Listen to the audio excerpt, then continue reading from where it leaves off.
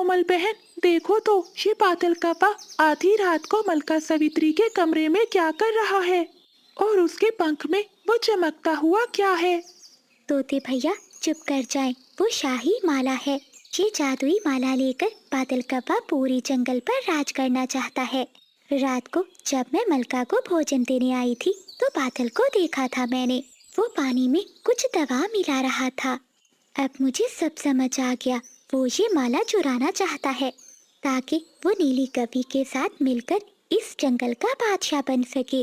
लेकिन कोमल बहन, हम नौकरों की बात भला कौन सुनेगा। अगर बादल को पता चल गया तो वो हमें यहाँ से निकाल देगा। हाँ तोते भैया, बस मैं भी इसीलिए चुप रही। लेकिन अब हमें कुछ करना होगा। अगली सुबह हो जाती है। जब मलका सावित्री सोकर उठती है तो उसकी याददाश्त जा चुकी थी। जब सब पक्षी इकट्ठे होते हैं तो बादल का पा शोर मचा देता है। ये सब किया धरा मल्लिका की बेटी बिजली का है। इसी ने ही माला चुराकर अपनी माँ पर जादू किया है ताकि ये जंगल की महारानी बन जाए। माँ जी, देखिए ना, आपकी बेटी ने आपकी हालत क्या कर दी है। ये माला लेकर रात को भाग रही थी, मैंने इसे पकड़ लिया। अब आप इसे महल से निकाल दे। बिजली बेटी, तू मेरे साथ ऐसा कर सकती है? मुझे विश्वास नहीं हो रहा। बादल बेटा ठीक कहता है, जा निकल जा यहाँ से। अब मैं तुझे अपने महल में नहीं रहने दूंगी। बिजली का भी रोती हुई वहाँ से नदी के किनारे चली जाती है। चीकू तोता और कोमल चिड़िया बिजली के पास जाते हैं। राजकुमारी बिजली, हौसला मत हारें। मैंने और तोते ने रात अपनी आँखों से देखा है कि बादल कप्पे ने आपकी माँ जी को जहर दिया है, जिससे उनकी याददाश्त चली गई है। चिड़िया बहन, तुम ठीक कह रही हो। मेरी माँ मुझसे बहुत प्यार करती है। ये जरूर दवा का असर होगा, इसीलिए तो उन्होंने मुझे महल से निकाल दिया। अब मैं क्या करूं? कहाँ जाऊंगी मैं? बिजली बहन, बस एक ही उपाय है, अब आप ही वो कर सकती हैं। हाँ हाँ चिड़िया बहन, मुझे बताओ, मैं अपनी माँ के लिए सब कुछ कर सकती हूँ। आपको नीले गार में जाना होगा, जहाँ एक बूढ़ी चील रहती है।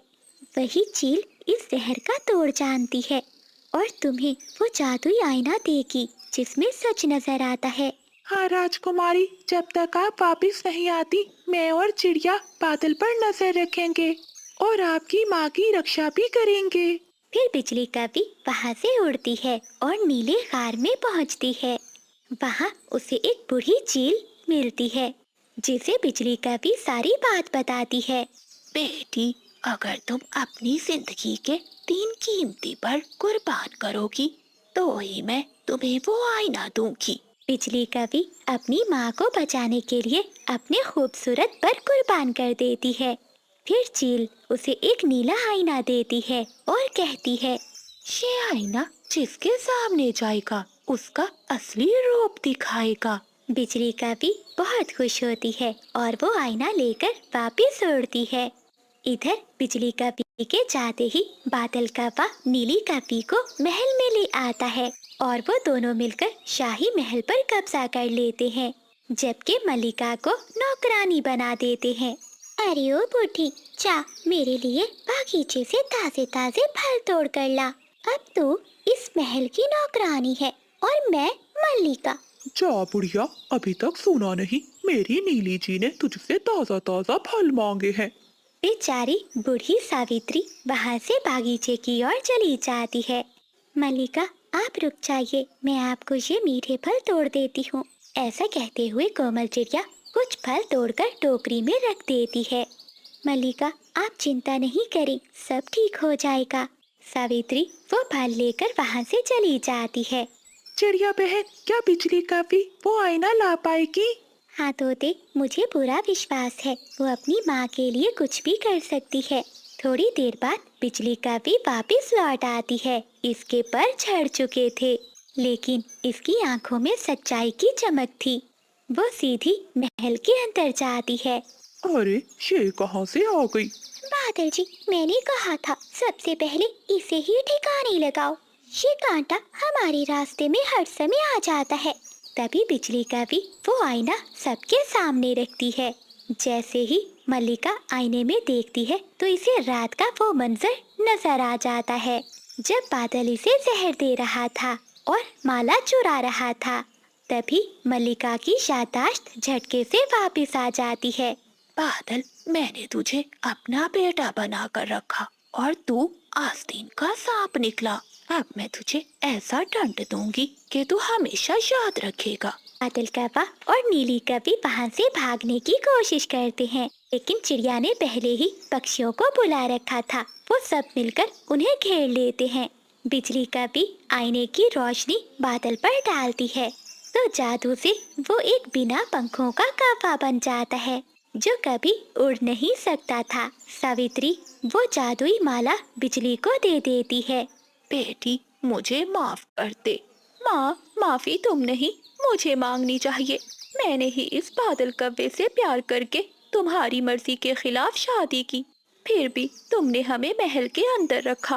मैं ही इस कव्वे के प्यार में अंधी हो गई थी, लेकिन मुझे क्या मालूम था कि ये नीली के साथ मिलकर साजिश कर रहा है।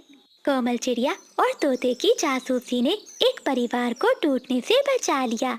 बादल कौवा अब जमीन पर ही रहता था और नीली कौवी इसके साथ जंगल में भीख मांगती। ऊपर वाले, आखिर तो किस जन्म का बदला ले रहा है मुझसे? मेरा और मेरे बेटे का क्या कसूर है? बबली कबूतरी अपने बेटे बबलू को लिए तेज बारिश में उड़ रही थी। उसके पति कबूतर ने उसे धोखा देकर दूसरी शादी कर ली थी और बबली कबूतरी को उसके बेटे के साथ तेज बारिश में घर से बाहर निकाल दिया था। बेचारी कबूतरी पर तो दुखों का पहाड़ टूट पड़ा था। उसे कुछ भी समझ में नहीं आ रहा था। तभी उसे एक पेड़ पर घर दिखाई देता है। लगता है इस घर में कोई भी नहीं रहता, आज रात यहीं रह लेती हूँ। कबूतरी उस घर में जाती है और अपने बेटे को घोंसले में बिठाती है। बबलू बेटा, तुम यहीं रहना, मैं अभी तुम्हारे लिए कोई मीठा फल ढूंढ कर लाती हूँ। बारिश रुक जाती है। कबूतरी अपने घर से निकलती है। उसे एक पेड़ पर फल दिखाई देता है। जैसे ही वो फल तोड़ने लगती है तभी एक चील पीछे से कबूतरी पर हमला करती है। छोड़ दो चील, मुझे छोड़ दो।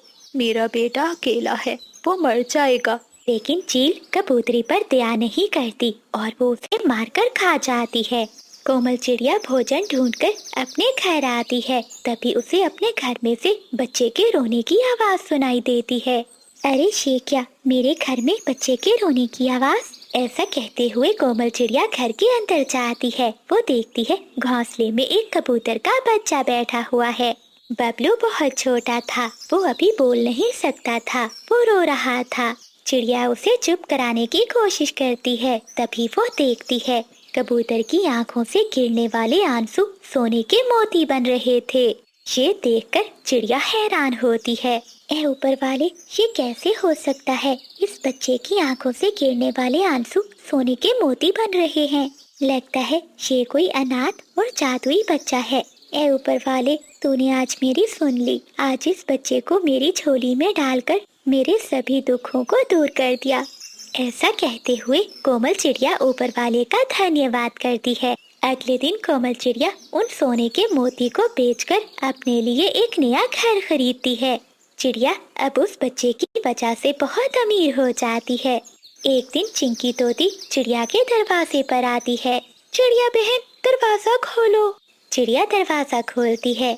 क्या हुआ तोती बहन, इतनी सुबह सुबह? चिड़िया बहन, क्या बताऊं, बुलबुल बहुत बीमार है।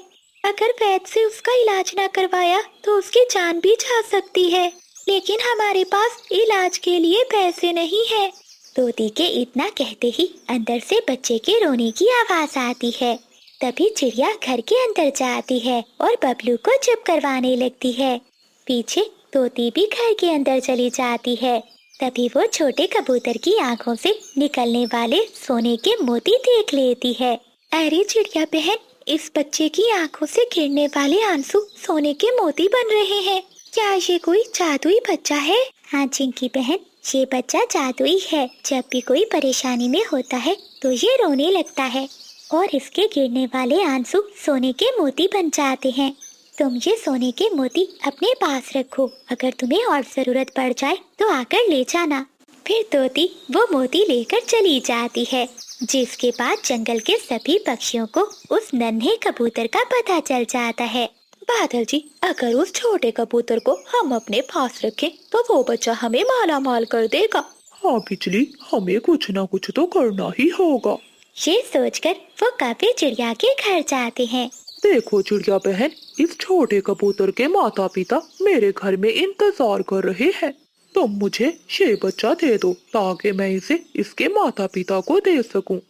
इस बच्चे की माँ मैं हूँ, ये मेरा बच्चा है, मेरे अलावा कोई भी। जा, जब तक मेरा बेटा घर नहीं आता तू इस घोंसले में कदम नहीं रखेगी। कोमल चिड़िया चुपचाप रोती हुई घर से बाहर चली जाती है। जंगल के सबसे पुराने बरगद के पेड़ पर बंटी चिड़ा अपनी पत्नी और माँ के साथ रहता था। कोमल एक ऐसी चिड़िया थी जिसकी आवाज में शहद जैसी मिठास थी, लेकिन सावित्री को वो आवाज कांटों की तरह चुभती थी। उसी पेड़ के सामने एक सूखा हुआ पेड़ था जिस पर बादल कौवा अपनी पत्नी बिजली कौवी के साथ रहता था। वो कौवे बहुत शैतान थे। बादल, लोहा गर्म है, बस एक चोट मारने की देर है। अगर हमने इस बुढ़िया को यकीन दिला दिया कि कोमल इसे मारना चाहती है तो वो इसे खुद घर से बाहर निकाल देगी। हाँ बिजली, वो इसे अपने घर से नहीं बल्कि जंगल से ही निकाल देगी। और जब बंटी अकेला रह जाएगा तो इसे डरा धमकाकर इसके घर पर हम कब्जा कर लेंगे। ऐसे बातें कर करके वो काफी हंस रहे थे। फिर बिजली कौवी वहाँ से चिड़िया की सास के पास जाती है और झूठी हमदर्दी दिखाने लगती है। माँ जी, मैंने सुना है कोमल आज जहरीली जड़ी बूटियों वाले खेत की तरफ गई थी। तुम जरा संभल कर रहना, आजकल की बहुएं राज करने के लिए किसी भी हद तक जा सकती हैं। ये तुम कैसी बातें कर रही हो? क्या मेरी बहू मुझे मार डालेगी? हाँ माँ जी, आपको रास्ते से हटाकर वो इस घर पर कब्जा करना चाहती है। बिजली तो बहुत अच्छी है, अब से मैं ध्यान रखूंगी। ऐसे आग लगाकर बिजली कौवी वहाँ से चली जाती है। अगले दिन सावित्री की हालत अचानक बिगड़ जाती है। इसके पर गिरने लगते हैं और वो बेहोश हो जाती है। अरे माँ जी, ये आपको क्या हो गया है? माँ जी उठिए। कोमल चिड़िया भागी भागी जाती है और तोते वैद को बुला कर लाती है। शोर सुनकर जंगल के सभी पक्षी भी वहाँ आ जाते हैं। माँ जी की हालत बहुत नाजुक है, ऐसे लगता है कि इन्होंने कुछ जहरीले बीज खाए हैं। ये सुनकर बिजली कौवी शोर मचाने लगती है। हाय हाय पक्षियों, देखा इस चिड़िया को, इसी ने ही कुछ दिया होगा अपनी सास को। हाँ, याद आया, सुबह ये वही